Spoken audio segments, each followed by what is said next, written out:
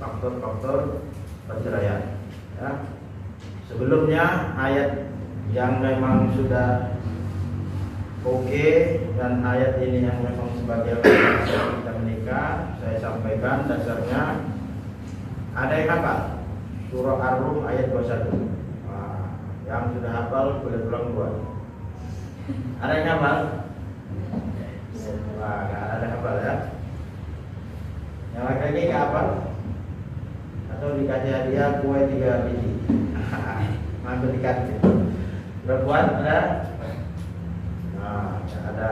Berarti itulah sebetulnya dasarnya yang harus kita pegang. Kalau kita menyaksikan orang menikah nanti di acara-acara pesta teman, nah, biasanya ustaz atau puan menasihati pengantin, dasarnya ayatnya itu Ar-Rum ayat 21.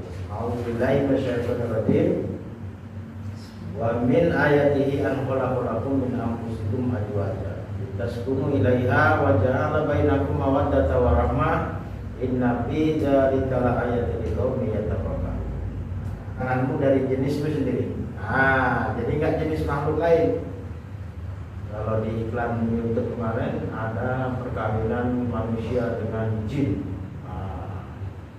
Padahal masih iklan. Apa videonya udah jadi belum nggak tahu. Ada yang pernah menyaksikan itu mana? Atau ada yang pernah melihat mendengar manusia dengan jin? Ada? Atau manusia dengan hewan? Ada? Tak ada. Memang Allah ciptakan itu pasangan kita dari jenis kita sendiri, manusia sama manusia. Bainakum litaskunu ilaiha, supaya aman dan tentram. Jadi pastikan ketika kita mau menikah nanti, calon pasangan kita yang akan kita nikahi memang benar-benar membuat kita tenang, aman. Aman itu apa? Tidak ada pertengkaran, tidak ada kecekcokan, tidak ada perang antara Iran sama Palestina sama Israel. Nggak ada. Kalau itu bahaya itu kan. Jangan sampai di tempat kita ada terjadi di Indonesia, ya kan, dalam keluarga pula lagi. Kita hanya bisa nonton di Israel sama Palestina, Iran. Jangan di rumah kita pula lagi jadi gitu kan. Dan litaskunu ilaiha wa ja'ala bainakum mawaddatan wa rahmah. Nah, jadikan juga bagi kita itu rasa cinta. Cinta nggak sama pasangan? Dari mana? Apa? Dari hati. Oke.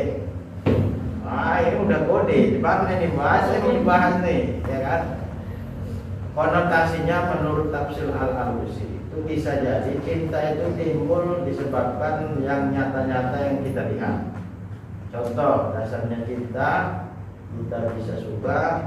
Awalnya kan bisa aja karena gantengnya, betul tak? Tampannya. Ini pasangan atau mau isi? Calon atau mau isi? Pasangan. Belum nikah kan? Laki-laki belah sini, perempuan belah sini.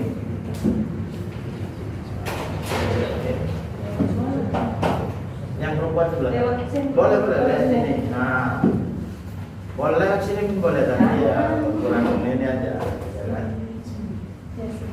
Udah sampai mana tadi? Cinta. Jadi cinta itu konotasinya bisa disebabkan karena melihat yang nyata-nyata. Awalnya kita suka, awalnya kita cinta dikarenakan pertama katanya yang nampak. Kalau nggak nampak gimana kita bisa cinta? Ya nggak bisa cinta lah orang. Kamu suka ya, cinta ya sama pasangan? Cinta lah. Udah jumpa belum? Udah. Dia macam cinta itu macam mana? Dibayang-bayangnya aja. Nah, jadi memang karena yang nyata-nyata. Ya, itu dasar cinta. Kemudian warahmah, rasa kasih sayang. Apa ini kasih sayang? Ya, mahabbah. Tidak akan ada orang tua yang tidak sayang sama anaknya. Begitu sebaliknya. Walaupun yang dilahirkan orang tua itu misalnya keadaan tidak diinginkan, ada misalnya cacat sedikit, tapi namanya orang tua sama anak tetap sayang. Nah begitu nanti ketika kamu sudah menikah sama pasangan, ya itulah contohnya Allah berikan kasih sayang. Sudah jam 12 malam, masnya belum pulang. Tanda sayang kita apa yang kita lakukan? Ya hubungi dulu, masnya di mana ini, saya khawatir ini. Nah, itu udah ditimbulkan rasa kasih sayang. Tapi kalau udah jam 12 malam belum balik, tapi kita ya mau balik tak balik, itu udah rasa kasih sayangnya dipertanyakan, ya kan? Nah itu dia. Allah berikan rasa sayang, kasih sayang kepada kita. Inna fi dzalika laayatil liqaumin yatafakkarun. Yang demikianlah sebagai tanda kita untuk orang-orang yang berpikir. Ya, itu dasar untuk ini menikah. Jadi tujuannya apa tadi? Lintas kuno ilaiha, supaya aman dan tentram. Kalau enggak itu berarti tujuan nikahnya belum. Ya. Walaupun ini kita akan bahas nanti, memang akan tetap ada masalah-masalah itu, riak-riak gelombang seperti Ustadz bilang tadi, ibaratnya pasang surut ada. Ya, harus tahu juga kita, bukan harus mulus terus, enggak. Biasanya tetap ada riak-riak gelombang. Kadang gelombangnya tinggi, ya, kadang bisa rendah. Ya. Lalu apa faktor-faktor perceraian? Yang pertama bisa disebabkan perselisihan dan pertengkaran. Nah itulah tadi, ketika kita sudah menikah nanti akan ada itu. Aku maunya tadi harusnya masak ikan tongkol, ya kan? Marah kita kan, selisih. Terus istrinya beli apa?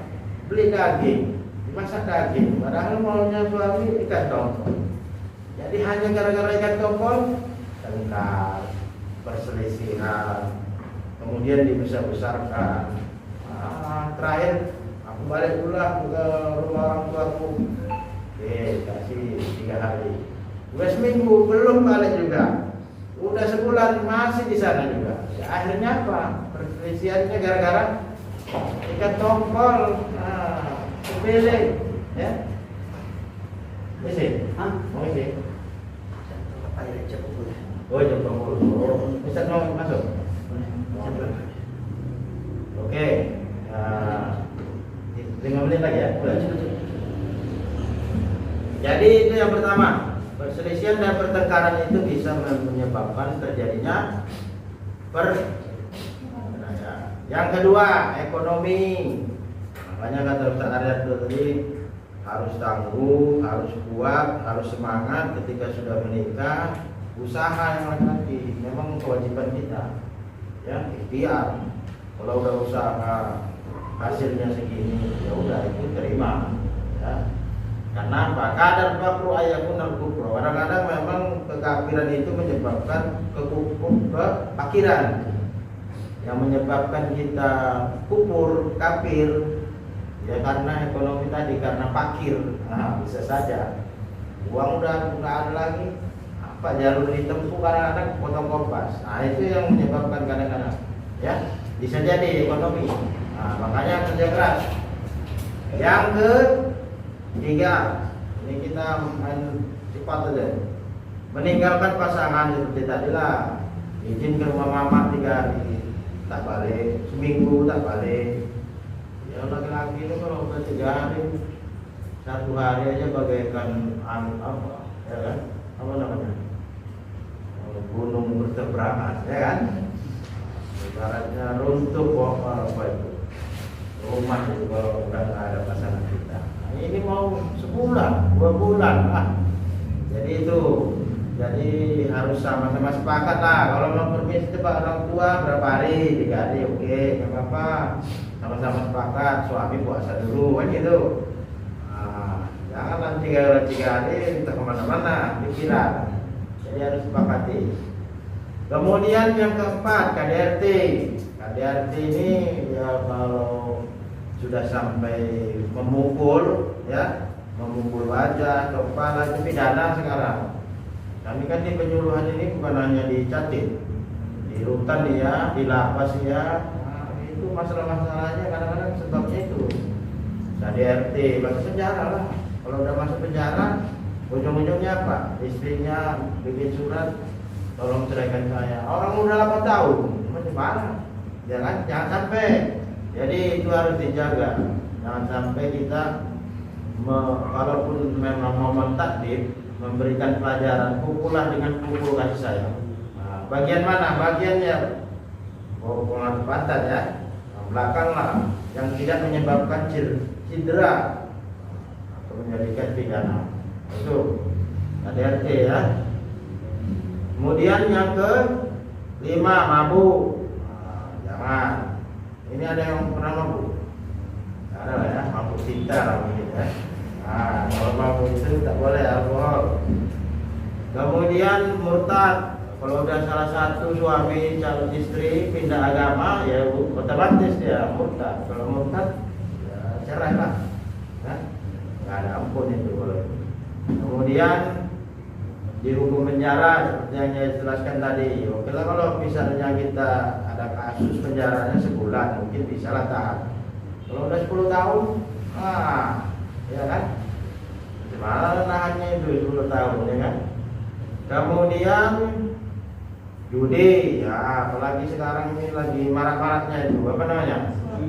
Judol, judi ditinggalkan. Karena apa? Kata Roma Irama apa? Judi menjanjikan kemenangan, janjikan aja, tapi ya menang, kadang-kadang menang mungkin lah ya, kalahnya itu banyak. Itu dijanjikan aja sama kita, ya kan? Sungguh terlalu ya, karena uang kita habis, terus karena penasaran terakhir dia mau istri, dikasih sama istri sekali, sudah dikasih habis juga, terakhir pinjam lagi nggak dikasih, dicuri, habis lah. Terakhir begitu awal bulan, akhir bulan uang berhabis, utang. Itu penyebabnya. Kemudian faktor perceraian lain, poligami. Poligami apa ini? Apa? Jadi beristri lebih dari satu, poligami, kecuali diizinkan nggak? Enggak. Cepat aja Pak, jawabnya Pak, langsung, nggak ada poin-poin, langsung enggak katanya kan. Nah, jadi jangan sampai, kalaupun memang sudah kayak yang di sinetron itu, ya kan, ayat-ayat cinta itu memang dia suruh sama istri yang pertama kan. Silakanlah menikah lagi. Oh itu luar biasa ini pahalanya. Masuk surga itu mau? Enggak juga. Enggak apa-apa pahala, enggak apa-apa surga. Bayangkan sendirilah itu bapaknya, ya kan? Pahala tak mau, surga tak mau, gara-gara itu. Udah bisa mengartikan sendiri, ya kan? Tapi begitulah poligami itu. Masuk Pak. Kemudian zina. Jangan sampai. Kemudian madat, tahu madat tak? Madat kecanduan. Sama lah seperti nisab atau ganja itu ya. Kecanduan kalau udah jandu pun beli alhasil uang habis juga. Terakhir nyuri alhasil, cerai lah sama istri, gara-gara itu berantem. Kemudian kawin paksa. Kawin paksa itu ya dulu lah awal-awalnya kan, keinginan bukan keinginan sendiri, terakhir menyesal, setelah menyesal ceritai masa yang lalu. Itu bisa saja. Cacat badan setelah menikah, misalnya suami atau istri ada kena hal-hal sesuatu yang terjadi pada dirinya sehingga cacat. Gara-gara itu bisa saja, aku ini gimana puasa terus sampai bertahun-tahun kan gitu. Itu bisa maksudnya. Tapi kalau memang kita sabar dengan ujian, dengan cobaan yang Allah berikan, walau bagaimanapun istri saya kan gitu, saya akan terima. Hidup menikah sekali seumur hidup sekali sampai mati, itulah calon kita seterusnya. Itu kalau ada yang begitu mantap itu kan, kayak yang di TV itu kan. Udah, itu tentang faktor perceraian selesai.